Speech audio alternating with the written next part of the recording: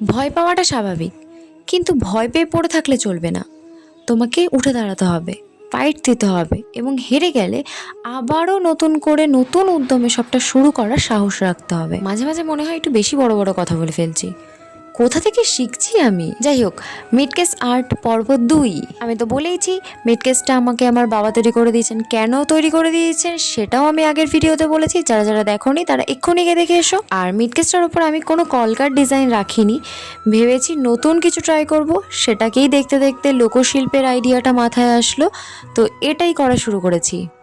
ভালো লাগলে অবশ্যই কমেন্টে বলে যাও। এই ভিডিওটা আমি 2 দিন ধরে আপলোড করার চেষ্টা করছি, জানি না ইউটিউব থেকে এটাকে রিমুভ করে দেওয়া হচ্ছে। কেন করে দেওয়া হচ্ছে আমি সেটাও বুঝতে পারছি না।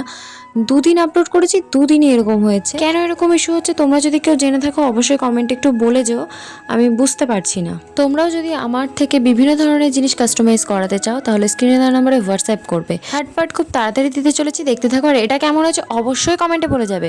ভালো লাগলে লাইক কমেন্ট শেয়ার তো করবেই, সাবস্ক্রাইব করতে কিন্তু একদমই ভুলবেন না। সকলে সুস্থ থাকবেন, ভালো থাকবেন, আনন্দে থাকবেন। চলো আজকের মতো টাটা।